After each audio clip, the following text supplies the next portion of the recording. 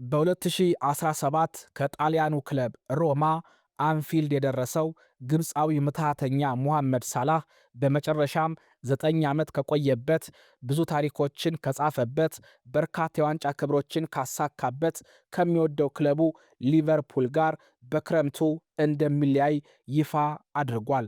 የ33 ዓመቱ ሙሐመድ ሳላህ ተከታዩን መልእክትም አስተላልፏል።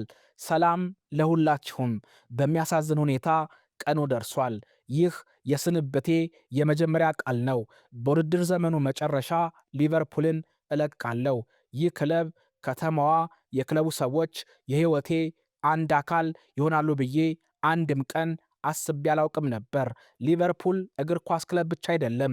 የዚህ ክለብ አካል ላልሆነ ለማንኛውም ሰው በቃላት ማስረዳት የማልችለው ፍቅር፣ ታሪክና መንፈስ ያለበት ቦታ ነው። በርካታ ድሎችን አክብረናል። አስፈላጊ የሆኑትን ዋንጫዎችም አሸንፈናል። በሕይወታችን አስቸጋሪ የነበሩ ጊዜያትንም አሳልፈናል።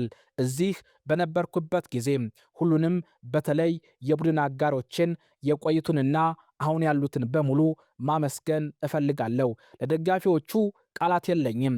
በሕይወቴ በሙሉ ያሳያችሁኝን ድጋፍ በፍጹም አልረሳውም። እዚህ ክለብ መልቀቅ በጣም ቀላል ነገር አይደለም። ሁልጊዜ ከእናንተ ጋር ነኝ። ብቻዬን አልሄድም። ለሁሉም ነገር አመሰግናለሁ በማለት ሳላህ ሐሳቡን አጋርቷል። በርካታ የሊቨርፑል ደጋፊዎች ለሳላህ ያላቸውን ፍቅር በመግለጽ ላይ ናቸው ተብሏል። ሳላህ 255 ጎሎችን ከመረብ በማሳረፍ ኪያን ራሽ እና ሮጀር ሃንት በመቀጠል ሞ ሳላህ ሶስተኛ ደረጃ ላይ መቀመጥ ችሏል። ግብፃዊው ኮከብ ባለፈው ዓመት የ2 ዓመት ኮንትራት መፈረም ቢችልም ተጫዋቹ በዚህ ዓመት ካሳየው እንቅስቃሴ አንጻር ክለቡን ለመልቀቅ መወሰኑን የእንግሊዝ ሚዲያዎች እየዘገቡ ይገኛል። የቤንያሚን ሼሽኮ ወኪል የሆነው አልቬስ ሳቦኖቪች ስሎቬናዊውን ኮከብ በተመለከተ አስተያየቱን ሰጥቷል። ሱፐር ሰብ የሚለው ቃል ለሼሽኮ የሚገባው አይደለም። እሱ ሱፐር አጥቂ ነው። ቤንያሚን 90 ደቂቃ መጫወት አለበት ብለን እናምናለን። ሼሽኮ እጅግ በጣም ምርጥ አጥቂ መሆኑን እየተመለከታችሁ ይመስለኛል የሚለው ሳቦኖቪች በዚህ ዓመት 13 በሚደርሱ ጨዋታዎች ላይ ተሰልፎ በመጫወት 10 ጎሎችን ከመረብ ማሳረፍ ችሏል። ግን ከዚህ በላይ በቋሚነት መጫወት ቢችል ለቡድኑ በተለየ ብቃት አገልግሎት መስጠት ይችላል። ቤንያሚን በቋሚነት የሚጫወትበት ጊዜ ደርሷል በማለት የሼሽኮ ወኪል የሆነው ሳቦኖቪች ተናግረዋል። የ22 ዓመቱ ስሎቬናዊ አጥቂ ቁመተ መለሎው ቤንያሚን ሼሽኮ ከአርቢ ላይፕዚግ ወደ ታላቁ ክለብ ማንቸስተር ዩናይትድ ከመጣበት ጊዜ ጀምሮ ጥሩ እንቅስቃሴን እያደረገ ይገኛል። የሀገሩ ሚዲያዎችም ቤንያሚን ቋሚ መሆን አለበት፣ እስከ መቼ ተቀያሪ ወንበር ላይ ይቀመጣል በማለት ዘገባዎችን በመስራት ላይ ይገኛሉ። የቼልሲ ታሪካዊ ተጫዋች መሆን እፈልጋለሁ ሲል ሞይሰስ ካይሴዶ ተናግሯል። የ24 ዓመቱ ኢኳዶራዊ ቆይታውን በተመለከተ ለኤል ቺሪን ጎይቶ ቲቪ አስተያየቱን ሰጥቷል። እኔ አሁን በክለቤ ቼልሲ ላይ ትኩረት ማድረግ እፈልጋለሁ ብሏል። ሪያል ማድሪድን ለመቀላቀል ፍላጎት ይኖራል ተብሎ ከጋዜጠኞች ጥያቄ የቀረበለት ካይሴዶ የቼልሲ ታሪካዊ ተጫዋች መሆን እፈልጋለሁ፣ በክለቤ ውል አለኝ፣ ፈጣሪ ቢፈቅድ በቼልሲ የተለያዩ ስኬቶችን ወይም ዋንጫዎችን ማስመዝገብ ዓላማዬ ነው። ደጋፊዎቹን እወዳለሁ። ከቼልሲ መልቀቅ አልፈልግም። በክለቡ በጣም ደስተኛ ነኝ ሲል ካይሴዶ ተናግሯል። ሞይሰስ ካይሴዶ እስከ 2031 ድረስ በክለቡ ይቆያል።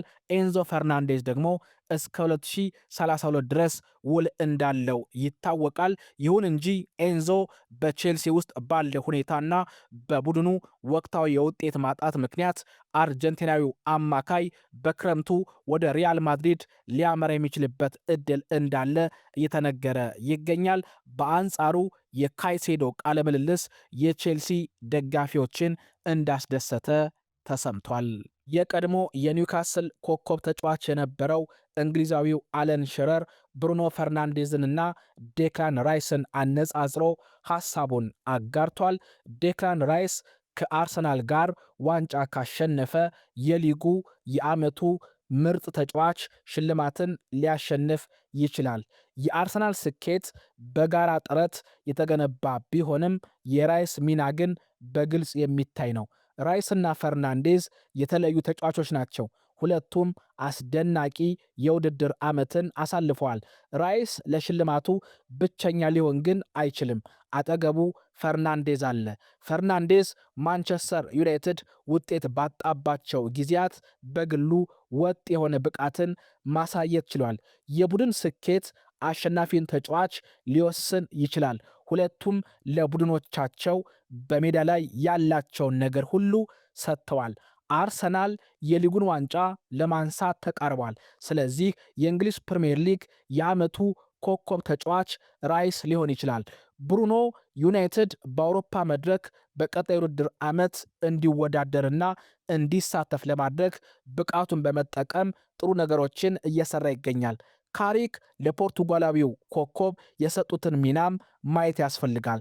ራይስ የዓመቱ ምርጥ ሽልማትን የማግኘት እድሉ ሰፊ ቢሆንም እሱን ሊፎካከር የሚችለው ብቸኛው የሊጉ ተጫዋች ብሩኖ ፈርናንዴዝ ነው ሲል አለን ሽረር አስተያየቱን ሰጥቷል።